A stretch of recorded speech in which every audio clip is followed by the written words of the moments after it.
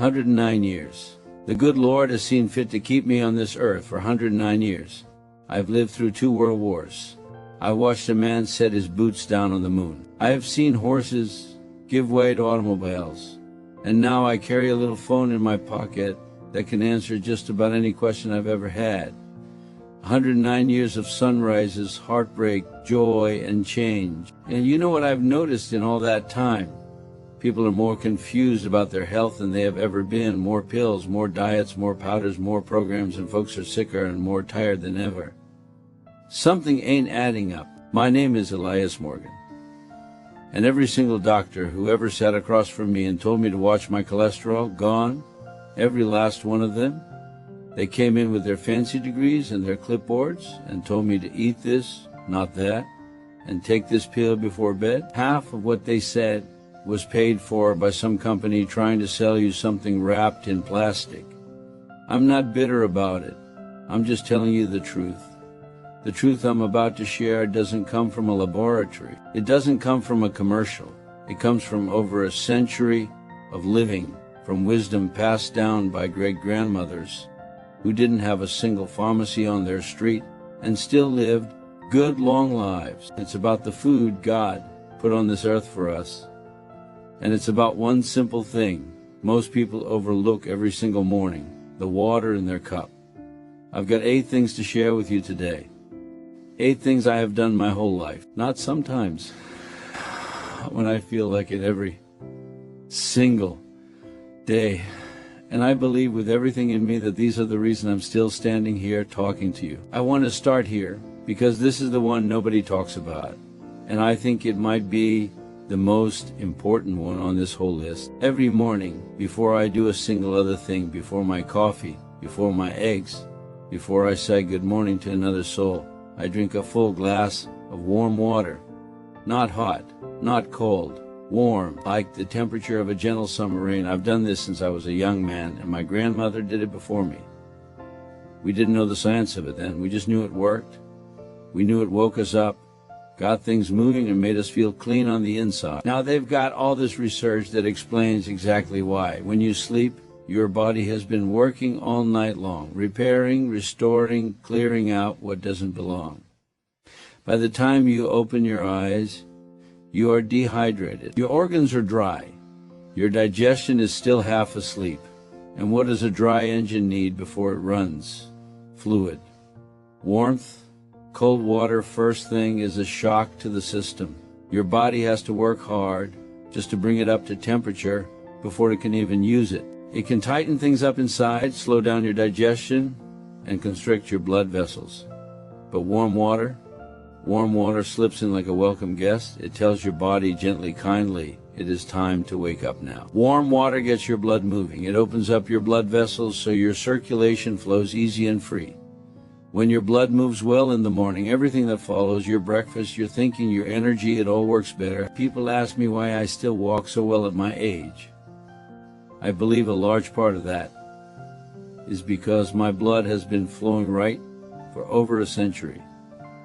And your gut, Lord have mercy, warm water is a gift to your gut. It softens things up and gets your digestion going before the first bite of food. In all my 9 years, I have never had the gut troubles I see other people suffering through. Never needed those fancy pills to get things moving. Warm water in the morning, that's my medicine. There's something else it does that people don't talk about. It helps your lymph system, your body's natural drainage system, do its job. That system carries waste and toxins out of your body, but it needs hydration and warmth to flush properly. Think of it like rinsing out a pot before you cook in it. You want it clean before you start. And for your skin, children, warm water is the fountain of youth hiding right in your kitchen faucet. It keeps your skin soft and elastic from the inside out. Lotions and creams work from the outside in, but true hydration works from where it matters, deep within. I've had strangers tell me my skin looks like I'm 70 years old. I thank them and I think about my morning water. If you want to feel fresh in the morning, if you want to feel alive, clear-headed, and ready, don't reach for your phone first. Don't reach for anything. Get yourself a glass of warm water and drink it slow, every last drop. Let your body say thank you. Add a squeeze of lemon if you want to take it further. The lemon wakes up your liver, helps it finish the night's cleanup work, and gives you a little vitamin C right at the start of your day. But even plain warm water, done faithfully every morning, is a miracle most people are sleeping right through. Once I've had my warm water, then I have my coffee. A good, strong cup of black coffee. Every morning since I was about 16 years old. People hear that and get nervous. They say, "Elias, doesn't have that caffeine wear your heart out?" Child, please. What wears your heart out is carrying bitterness for 40 years. What wears it out is never resting, never laughing, never being still. Coffee drunk black, and in good measure, is one of the most antioxidant-rich things you can put in your body. The good Lord wouldn't have made it smell like heaven if He didn't want us to drink it. Just leave out the sugar. Leave out that chemical powder they call creamer. Drink it black, and let it do what it was made to do. Sharpen your mind, and tell every cell in your body, it is time to be alive. Berries, any kind. Blueberries, blackberries, raspberries, strawberries. When I was a boy, we'd pick them wild behind the house. Now I buy them at the store, often frozen, and they work just as well, every single day. A good handful. My daddy said the medicine is in the color. He didn't know the science, but he was right. That deep blue, that rich purple, that bright red, those are polyphenols and anthocyanins. The color is how the berry protects itself from the sun and from damage. And when you eat them, that protection passes right on to you. It keeps inflammation down. And inflammation is the root of just about every chronic sickness there is. Berries are sweet without the fast, nervous sugar that spikes your blood and crashes you down. They're what God made candy out of before man got hold of the recipe and ruined it. Salmon, sardines, mackerel, the oily kind. Growing up in Georgia, we didn't get much salmon, but we had sardines right out of the can. My wife called it a poor man's lunch. I called it a rich man's medicine. Your brain is made of fat. It needs good, clean fat to stay sharp and supple. The omega-3s, the EPA, and DHA in these fish are the oils that keep your brain from rusting. They keep your thoughts clear. They keep the sadness from creeping in. They protect your heart. People worry about mercury, I understand. But I worry a lot more about a brain that can't remember the names of the people it loves. Eat your fish. For 50 years they told us eggs were going to kill us. 50 years. A whole generation of people scraped out the yolk and threw away the best part because somebody had a study. That is one of the great nutritional lies ever told. The yolk is where the power is. Choline for your brain, lutein for your eyes, a complete little package of life. An egg is literally designed to grow an entire living creature from nothing. How in the world can that be bad for you? 2 eggs every morning fried in a little bacon grease. And my heart is still ticking. Eat the whole egg. Don't be afraid of it. This is where I lose some of the young folks, but stay with me. Good. Grass-fed red meat from a cow that walked around in the sunshine is packed with iron, B12, zinc, and carnitine. Those are the things that build strong muscle, keep your blood rich, and give you real lasting energy. Not the kind that crashes 2 hours later. The kind that holds. You feel weak and tired all the time. It might not be your age.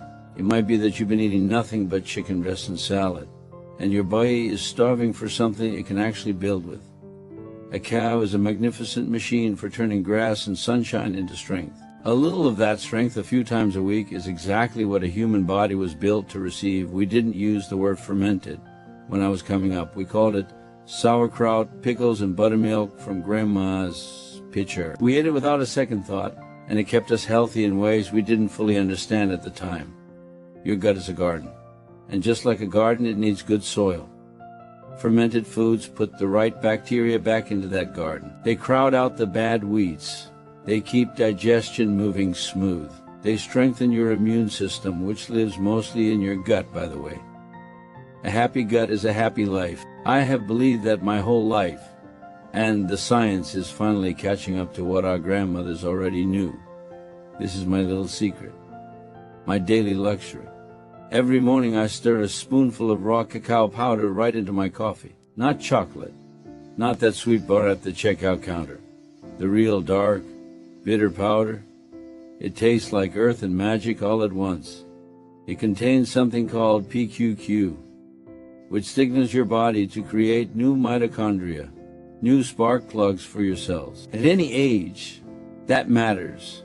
At my age, it is everything. 1 spoonful every single morning, and I have a little extra fire in me for the day.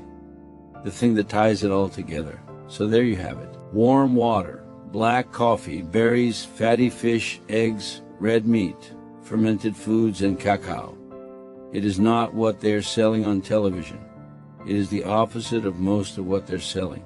But it is the truth. It is the food that built me and kept me here past a century. But I want to leave you with one more thing, and this might be the most important thing I've said all day. The food is the fuel, but it is not the engine. The engine is your spirit. You have got to have a reason to get up in the morning.